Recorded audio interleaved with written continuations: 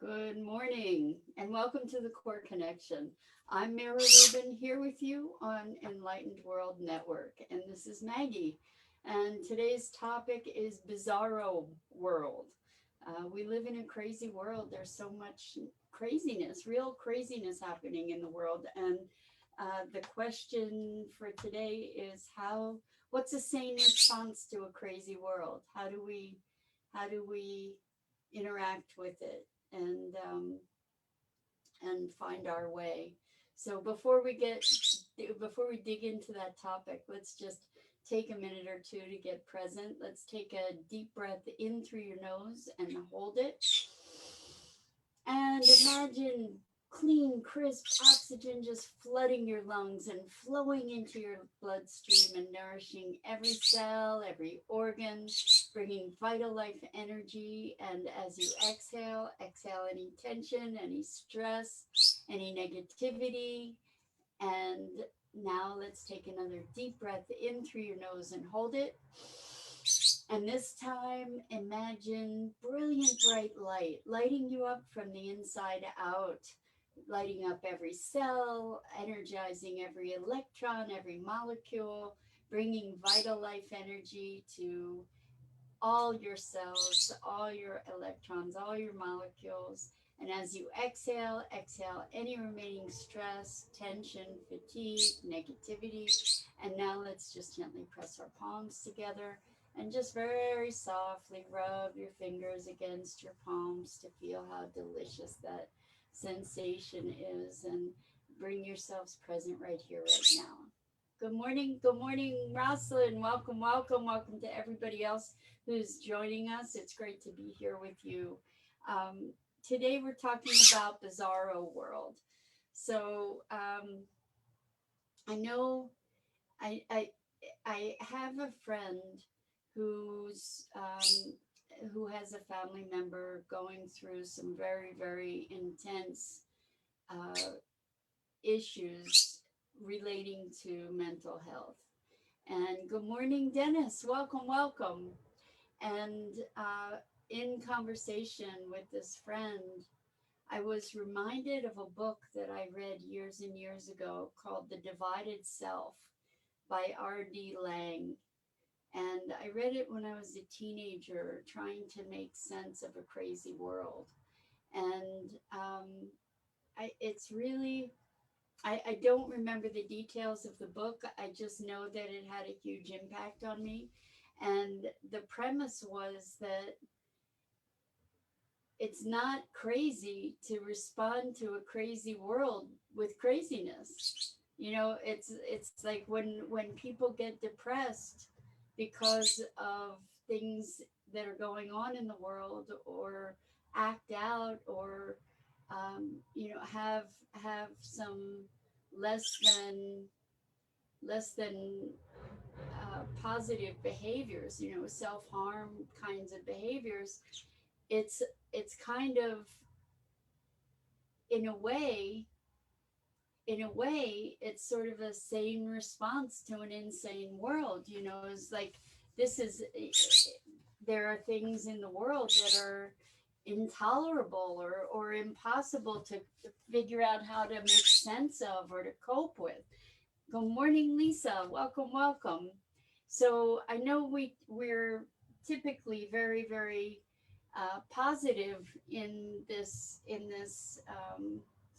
time in the morning, and I'm not looking to go all negative on you. I am looking to acknowledge that this has been a very challenging time for so many people. Good morning, Gia. Wonderful to have you here. We're talking about Bizarro World, and how so much of what's going on in the world is kind of incomprehensible, and it has been for a while. I remember, for me, during um, the last presidency, I felt like I was living in Bizarro World, and where people were saying up is down and down is up, and how do you make sense of it? And now with COVID, there's so much conflicting information, and there's censorship that's happening, and factions, and all kinds of conspiracy theories, and um, the isolation that people have experienced, and the health consequences, and the financial consequences, and mixed messaging, and people accusing other people of doing the things that they're actually doing themselves. And I recognize that. Good morning, Robert, welcome. That it can be very, very, very difficult to navigate the crazy, because this is a time of extremes that I at least that I see, and where people are saying up is down and down is up in many cases. And I've had this conversation recently about Bizarro World, with multiple people, and it's something that, especially those of us who are sensitive to this. I mean, yesterday we were talking a bit about how empathic people pick up on the energy in the field, let's call it. And it's interesting to me to try and look at what's a sane response into a crazy world. So good morning, Tammy, welcome. um, Thank you. This is a shawl, and I found it when I was in New Orleans, or it found me. Couldn't resist it. Saw it across the street, in a shop window. Had to go and have it. Lisa says, you know how they show two parallel worlds, good and bad? I feel like we're starting to mesh a little too much. Yeah, it's like a foot in each, and it's like, oh my gosh, your head spins, right? To try and figure out how to make sense of things.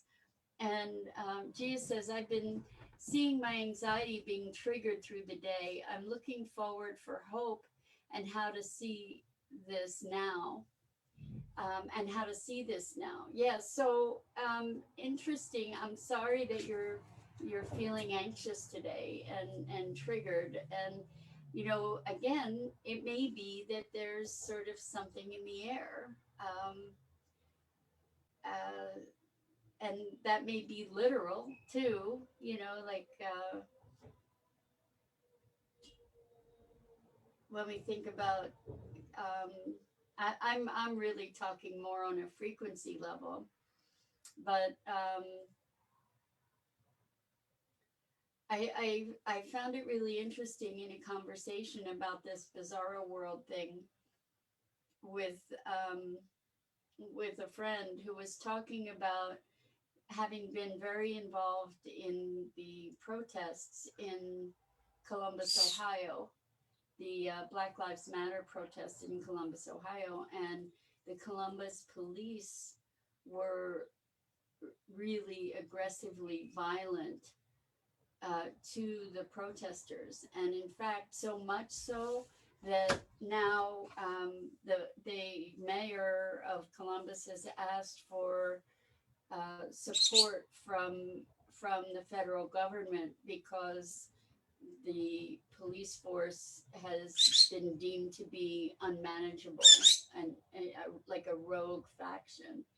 And um, and so now they're receiving help. But the thing is that at the time that this was happening, uh, in Columbus, my friend was involved with a group of other people that wanted to pretend it wasn't happening. And so their response to the insanity that was going on in the context of these protests was pretend that it didn't exist. And it reminded me a lot of a situation with my dad years ago when he was a veterinarian. He considered himself a man of science, and I demonstrated muscle testing that I could talk to his body by testing his arms. This was, oh my gosh, more than 30 years ago. And he literally pulled his arms away from me and said, "You can't tell me that you got any kind of communication from my body." I said, "You just experienced it. Are you going to tell me that you're more committed to believing, keeping your beliefs intact than you are to your own experience?" You know, it was so threatening to him to imagine that muscle testing could work that he was like, "No, it doesn't exist." And I think that that's one of the ways that so many of us respond to what's going on in the world. Gia says, "How did you all overcome the anxiety?" I want to know from you, Mira, as well as I am here to see what can I work on now. So you know, when I have had anxiety, and I've had moments, um, certainly in the past, of having anxiety that I just really couldn't shake. And even if I allowed myself to feel it, so that's the first thing that I recommend, is to see if allowing yourself to feel the feelings in your body without judgment, without resistance, then allows those feelings and that experience to move. It may or may not. Another thing that can be really, really helpful is breathing, deep breathing, and and that can be very, very calming, to be focusing on your breath and putting your attention on your breath. And yesterday, I think it was yesterday, we talked about tapping, and tapping can be a tremendously powerful way to work with anxiety, you know, to because there's this physical energy that's happening. And maybe doing some exercise to get yourself physically tired, that could that could help a lot as well, Gia. You know, to use that anxious energy, that over energy, and expend it, you know, like working out or doing yoga or doing something physical that moves the energy. Another thing to do, and this might sound crazy, but take a cold shower and stay under the cold shower as long as you can. And what'll happen is that you'll get so focused on the cold that it'll shift your body. It'll get the blood moving. It'll get endorphins moving in a different way through your body, and that can possibly be helpful as well. Lisa says, "I was at a friend's on Sunday. Her and her husband have been married a long time. We were having a good time. They were drinking, and boom, it all exploded. And it was so hard to watch because they never get that rabid. The energy became toxic. There was no way I could read. There was no way I could read. I was ready to leave, but instead had my other friend take the husband away from the area. It was, as you said, bizarro. It was also very hard to watch." Yeah, so this is the kind of experience that so many of us are having, where things can turn on a dime, and all of a sudden, you know, something happens out of nowhere that was completely unforeseeable, unpredictable, incomprehensible. And what do we do in the face of that? How do we navigate this craziness that you can't intervene with, in, you know, like that, um like seeing people behave in certain ways that are explosive, particularly, you know, just out of nowhere. Like it kind of warps your experience of what's real, what's not real. Like, how do you make sense of this? Gia says, I have asthma. I wrestle with asthma as well, Gia. Still, I'm trying to cold shower. It's good. Yes, cold shower is really powerful and very revitalizing. I discovered it or rediscovered it or rediscovered my will to do it a while ago, a couple weeks back, and I've been doing it, and it's very invigorating and kind of changes your mood, and that's awesome that you do that. And welcome, Tammy. Great to have you here.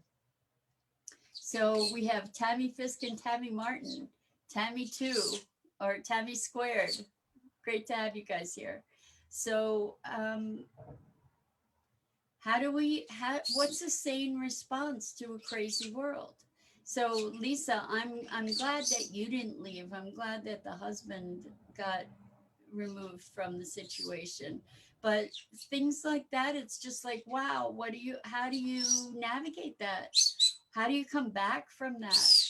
It's Maggie's really got her own opinion about all of this. She's running a commentary in the background here, but it's really perplexing.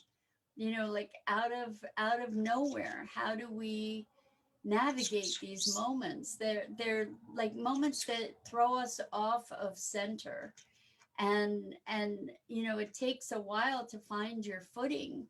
And how do we do that? What's a sane response to a crazy world?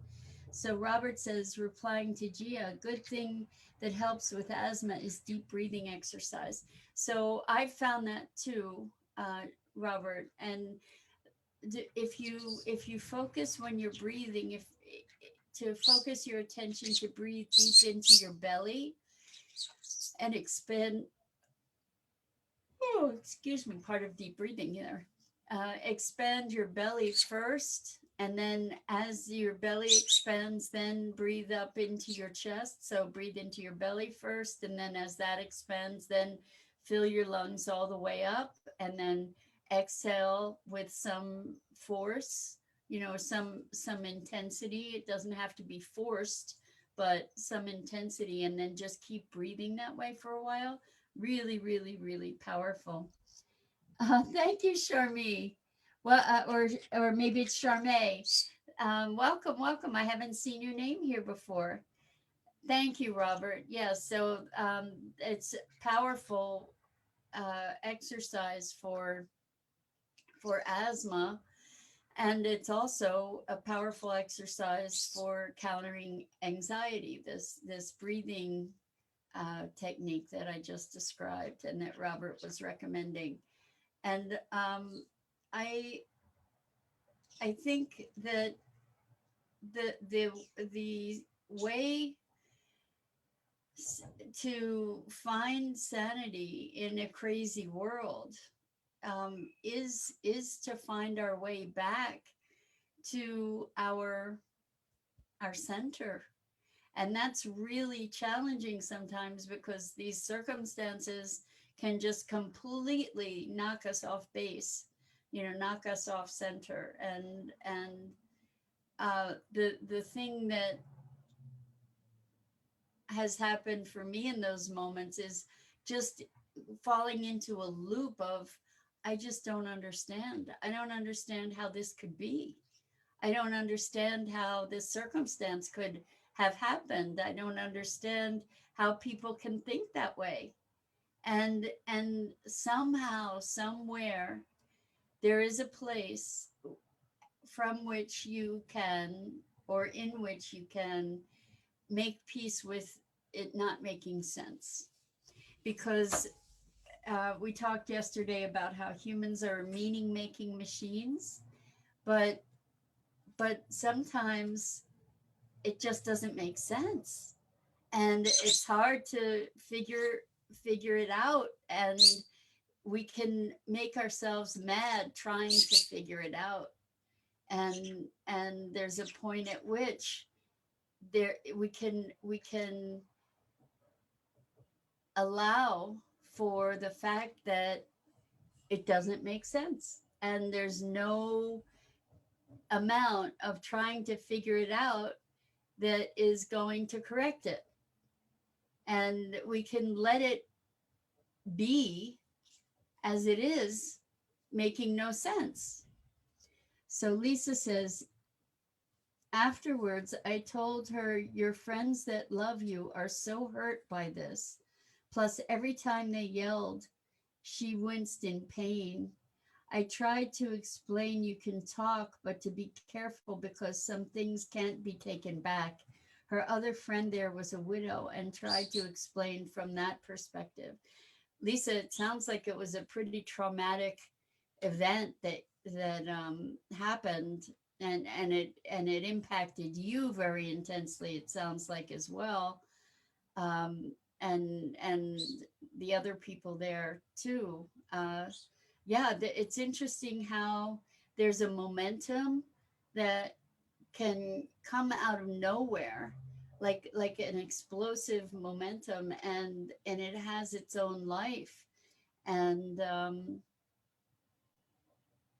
then we get to figure out how to integrate these situations. I woke up at like 3 or 2 in the morning this morning, and I just spent hours just sort of in the bathtub, um, kind of meditating and ruminating and going through periods of my life, and seeing how nuts I was, like how I really acted out in so many ways in my life, um, out of pain or confusion or self-hatred or all different kinds of things in my life. And what was wonderful about these ruminations was being able to allow them without having to justify them, without judging myself for them, without making myself uh, guilty, bad, wrong, to as another friend of mine at one point said, to be able to tolerate the awareness of these ways that I behaved in different circumstances at different times in my life, and to just be an observer, like a compassionate observer, and to see all these things that in the past carried with them a crippling shame for me. So to be able to observe these things from a place of neutrality,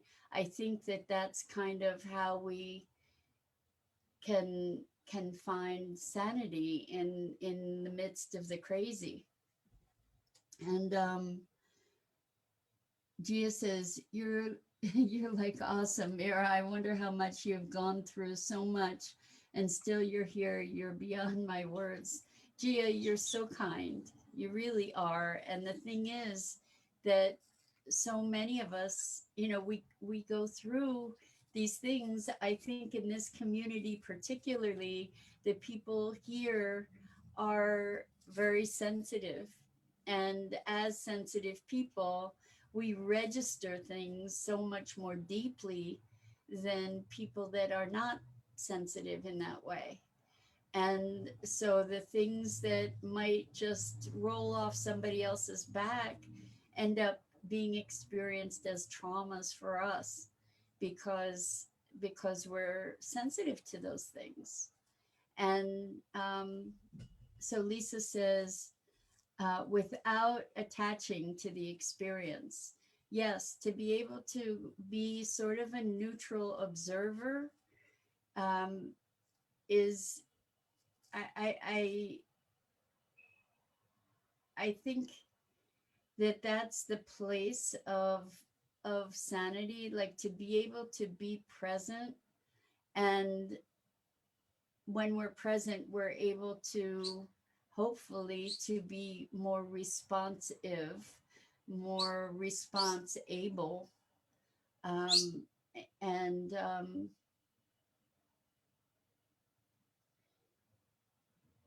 I, I, I think that the sensitives among us are kind of the canaries in the coal mine. Like we process a lot of the pain of the world. That by elevating ourselves, by healing ourselves, we help to raise the frequency of the planet. And I think that it's normal in so many ways to have a response to the world, when there are things that we see that are so devastating, to be brokenhearted. I understand that. I've been through that, and I'm sure you have as well. But we can't function from that place of brokenheartedness, on ongoingly. Um, so Lisa says the cords are cut in this experience. I'm so glad to hear that, Lisa, because it sounds like it was super, super, super intense. Lisa says, I went home and saged. Yeah, that's probably a good idea. I mean, it sounds like there were sparks flying, and good to go back and clear your own field. I mean, that's what we have a responsibility to do, is to maintain as much presence and clarity as we possibly can. So Jesus says, I reminded myself today many times that we are meaning making machines. And you said we are responsible means responsible. Yes. Um, yes, responsible. So to, it's interesting.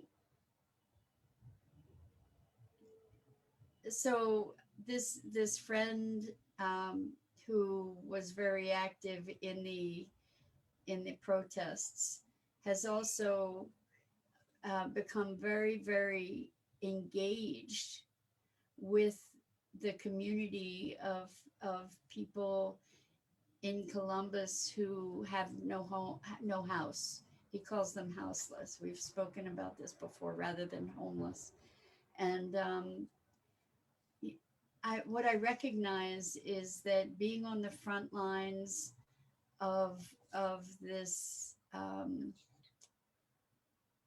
the ugliness with the Columbus police, and seeing the darkness, the pain, the suffering of so many people, and the violence and from the police force. And I don't know that I have the capacity for that. I don't know that I could do that. I think it would destroy me. And we each have our own capacity for for pain. And I think if we can preserve ourselves and maintain our presence, the ability to be present, then we allow ourselves to still be available to make a difference where we can, if that makes sense. And so navigating Bizarro world, I'm gonna suggest that the way that we do that is by finding our center again and again and again. I have that image in my head of one of those, like a blow up clown punching bag, where you hit it and it goes down and then pops back up again, and you hit it and it goes down and it pops back up again. And it's kind of like that's kind of the way that we respond or can function or can continue to function in a crazy world. You know, it's by cultivating resilience. And there's so many, like, what's happening with social media and some of the uh, science and information and conflicting information and censorship around COVID is something that I am seeing really as part of Bizarro world. I don't know how to navigate it, and I can't fathom what might be behind it. And back to what we were talking about in the very beginning from this book, The Divided Self, what he says is that it's normal. I mean, it's sane to to um, to get depressed about the way that things are in some respect. But even if it's sane, it's not sustainable. It's not something that we can live with ongoingly. And I, I, I think what we get to do is to find our center, find a place inside a place of peace, and and move from that place of groundedness. Lisa says ground, center, and protect. Very important during this time, especially for an empath. So I agree with you, Lisa. And I think that um, that strengthening our field, our own field, is is the key. You know, more than external protections.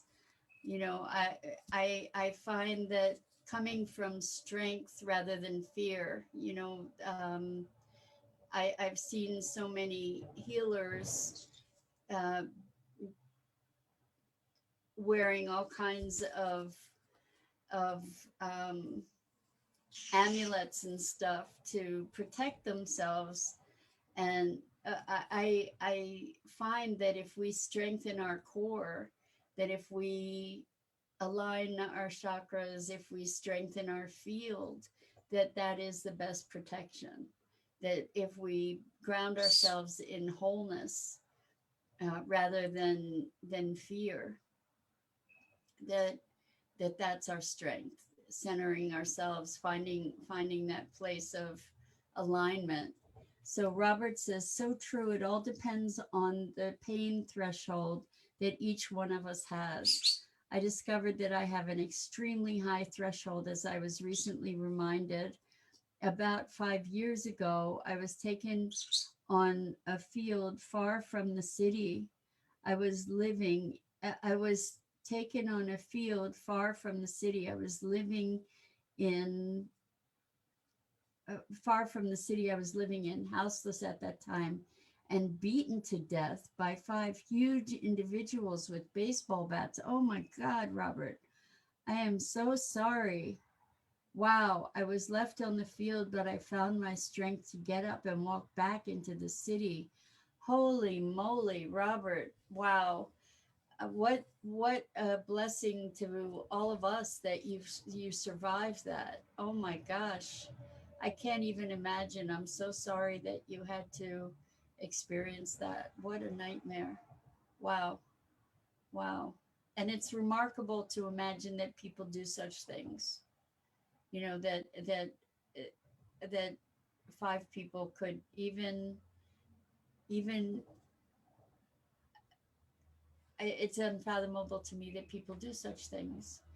Robert says, yes, I have many stories. I think you said that you were going to be writing a book, a memoir. Um, yeah, it sounds like insane stories. It's a nightmare. And those are the kinds of things. It's like coming back from that. How do you come back from that? It's remarkable and miraculous that you did. And Robert says, but I'm strong. I guess that was the moment of my rebirth. Wow, big time. big time. When you say beaten to death, I'm, did you have a near death experience at that time, or a death experience? Um, it just, it sounds like you have utilized it to the greatest possible degree to um, to embrace life. That's amazing, just amazing. So, wow. On that note, it sounds like you are strong beyond imagining, and I think that we have the capacity to survive so many things that we couldn't even imagine. Gia says, replying to Robert Dosa, oh my God, you are inspiring. I can't thank you so much for sharing this. How did you come back from there and still keep you, and what still keeps you going? I'm curious, trust me. Robert says, no, they just hit the body, not the face. I have only one scar on my left foot that doesn't want to go away. Wow. So that's remarkable, Robert. What a hero's tale you have, and truly, you are an inspiration. It's remarkable that you came back from that. Just remarkable. And Lisa says, "I am woman. Hear me roar." Yes, yes. I think a lot of us are roaring more now than ever before, and that's a wonderful thing. And on that note, you guys are, you just inspire me so completely. And the candor with which you share your heart and your stories. Robert says, well, I wanted to quit this life then and there, but the man upstairs sent me back. Well, so, and Robert says, I guess I still have my mission. Yeah. And maybe it's all the much stronger for what you've survived. You guys are remarkable. So which after that moment has started your mission exactly. And that is completely transformative when we connect with our mission. It gives us a reason to live on a very profound level. And wow, we covered a lot of ground today, guys. I just want to say thank you, thank you, thank you. You're remarkable, and I'm gonna call it a day. Uh, I'm I'm speechless. What can I say? I'm Mira Rubin. This is the Core Connection, and Maggie and I go live each weekday morning at 9 a.m. Eastern on the Enlightened World Network Facebook page. And I am so grateful to be in this community with you guys and sharing. There's still some more. Let's see. Robert says, I think I needed that as a wake up call. Well, that's one heck of a wake up call, Robert. And amazing. And Lisa says, please look up ordering your bird. Touching them in certain ways creates an issue uh, until sexually matured, I think. Lisa, maybe you can oh, please look up petting your bird. Touching them in certain ways creates an issue until they're sexually matured. Okay. I don't even know what to look up, Lisa. Maybe you can give me some guidance on that. And Gia says, Robert Dosa, of course you have a mission. One of it is what you shared here with us. Trust me, I'm so inspired by you. Can I connect with you? And Lisa says, please look up petting the bird. I will. I will. Okay. And so Okay, got you, Lisa. I will check it out. Thank you so much. And have an amazing day, everyone. It's such a blessing to be with you, as I said. And until next time, check out the other wonderful programming on Enlightened World Network. And together we will navigate this bizarro world. I'm so glad to be in connection and having these wonderful conversations with you. Take care. Lots of love.